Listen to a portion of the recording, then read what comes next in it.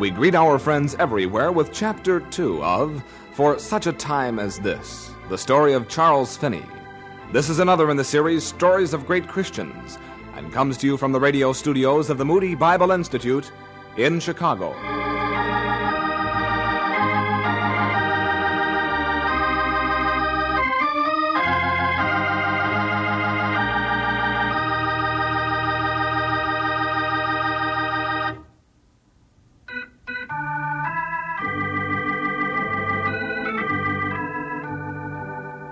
Charles Finney was always a kind of fish out of water. He was born into a family of pioneers. His father felt crowded if he could see his next-door neighbor. They were a hard-working family and had little time to spend on schooling. But Charles had a mind, a perceptive, creative mind, that was as discontent with roughing it for a living as his father's would have been with sitting and reading. And so it was in the year 1807 that Charles Finney, now 15 years old, found himself torn away from his few friends, his job teaching at the local common school, and the possibility of further intellectual pursuit, as his father packed the family aboard the wagon and set off for new territory. Where's Charles? He should be walking ahead, checking for obstructions. Last I saw, he was sitting in back of the wagon with one of them books the minister give him. Books? What good is all that reading when you're out here on the trail? Shh, now. Charles doesn't think the way we do, never has. He's most a man now. Best let him follow whatever's leading him. I don't care what he wants to do after we get where it is that we're going. But right now, we need help to get there. And Charles is more than capable of giving it. Charles? Yes, Pa? Get on up here. Is there something wrong, Pa? You don't know, do you? Well, no, Pa. Neither do I. Because there ain't nobody going on ahead to check the trail. Oh, yes, sir. I'll go right now. See now, Pa, he don't mean to fight you. He just gets interested in his reading and then he forgets. Reading, thinking. What good's any of that gonna do him? We got to live. Right here and right now. Thinking and such as for old graybeards who got nothing better to do. You don't really believe that, do you? No, guess not. Not really. I just don't know what to do with a boy like that. A normal boy, kind of a boy I can deal with. But Charles, well, seems like he's already answering you before you start talking. Yeah. Best school teacher Oneida County ever had. That's what everybody said. I guess he was. Yeah, he'll soon find another school for him to teach at. Once he gets to teaching and having all that time every day to think, he'll be feeling better. And so will I.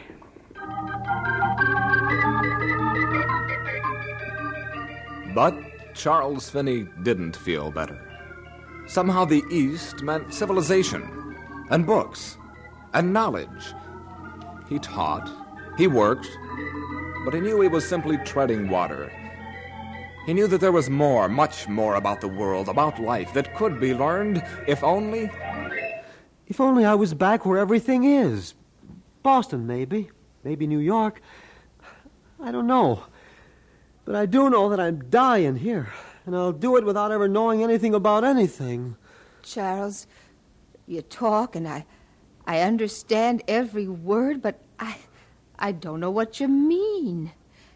You know more about things than anybody in Sackett's Harbor, and yet you say you don't know nothing about nothing.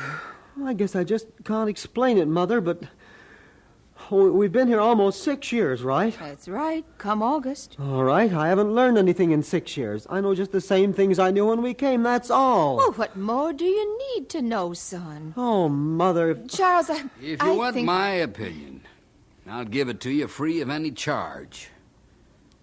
I think knowing too much is dangerous. That's right, dangerous.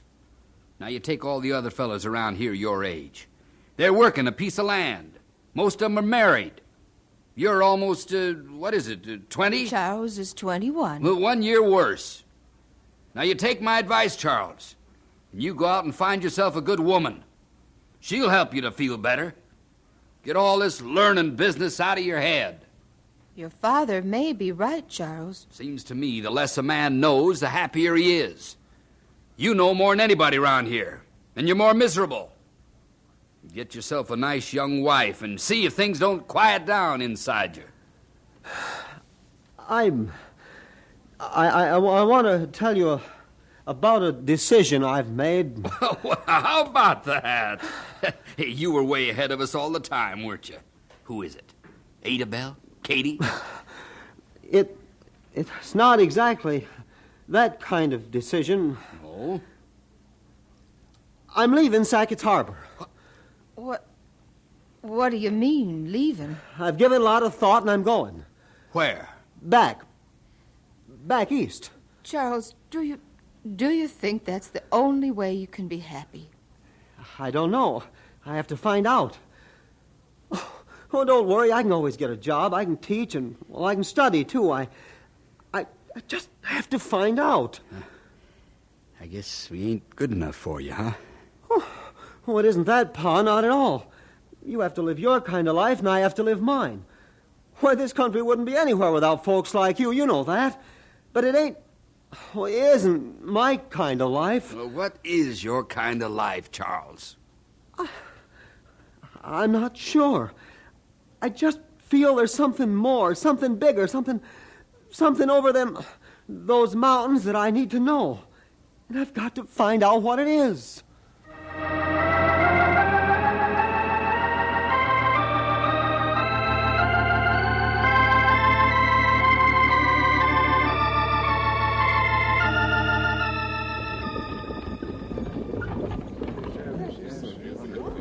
He certainly is a man of God. Always a fine air of mystery about his messages. I know what you mean. I'm never quite Do you think sure. he was referring to anyone in the church when he read those commandments? What commandments? I guess I must have dozed. Mr. Finney? Hey, good morning, Mr. Finney. Oh, hello, Walter. I thought you was sitting down there with your parents. You sit up in the gallery, don't you? That's right. It helps me to know everything that's happening. Do you like Reverend Simmons? I'm afraid I don't know him personally. Oh, no, that's not what I meant. Do you like his sermons? Not very much, I'm afraid. I just knew you wouldn't. If you taught our common school the way he reads a sermon, I'd say none of us had ever learned a thing. Well, Reverend Simmons is a very old man, Walter, and he reads from yellowed paper. I think that means his sermons were written a long time ago. Oh. And so perhaps they interest the older members of the congregation. They weren't written for younger people. I'd sure like to hear you deliver a sermon, Mr. Finney. Oh, me? Walter, come along. Your father's waiting. Oh, good morning, Master Finney. Oh, good morning, Mrs. Brewster. See you on time tomorrow morning, Walter. Yes, sir. Me preach a sermon? I've never yet met a minister who knew what he was talking about, and I'm sure I wouldn't know either.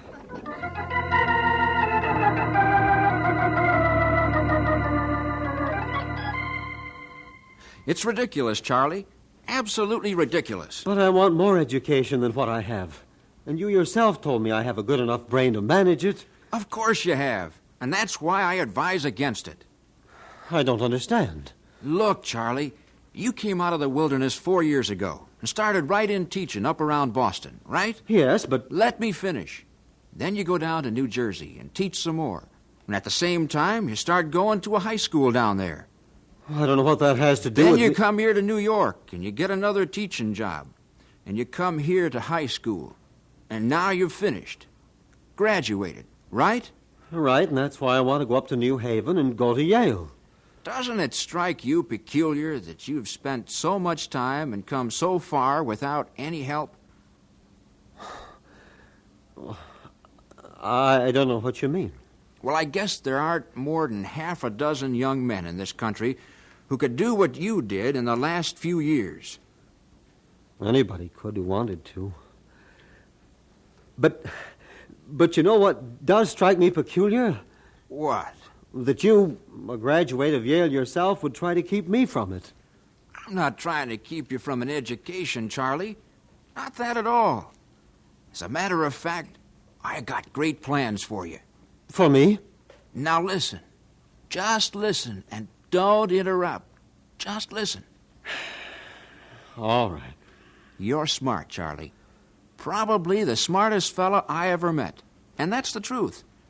I figure that with my help, you could learn everything you'd take 4 years to learn at Yale in 2 years. 2? And then we could get to work on our school. Our? Uh-huh. That's right, Charlie.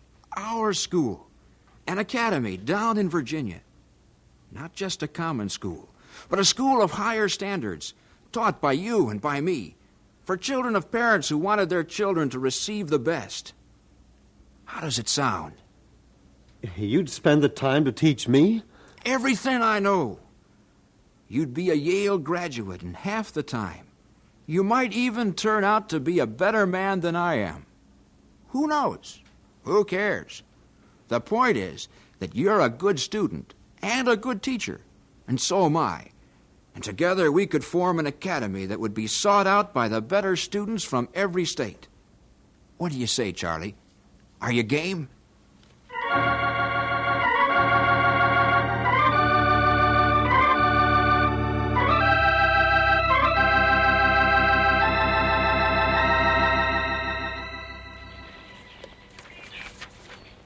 What's he say, Pa?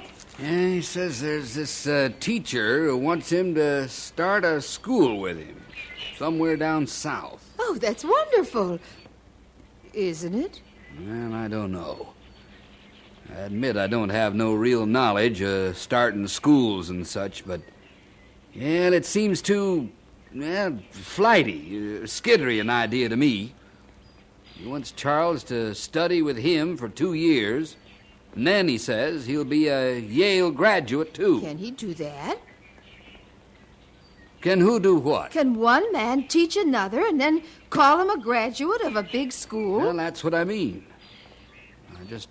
It don't sound like a solid idea. No. That teacher of his is more of a dreamer than Charles. I don't like to see our boy mixed up with it. What can we do? He's so far away. Yeah, we could write. Wish I never was much good at putting my thoughts on paper.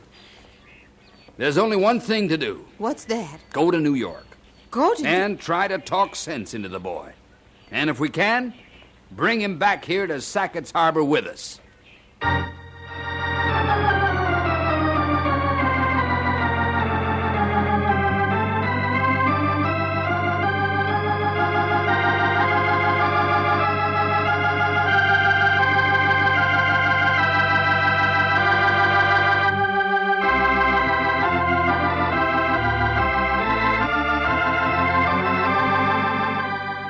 And so we conclude Chapter 2 of For Such a Time as This, the story of Charles G. Finney.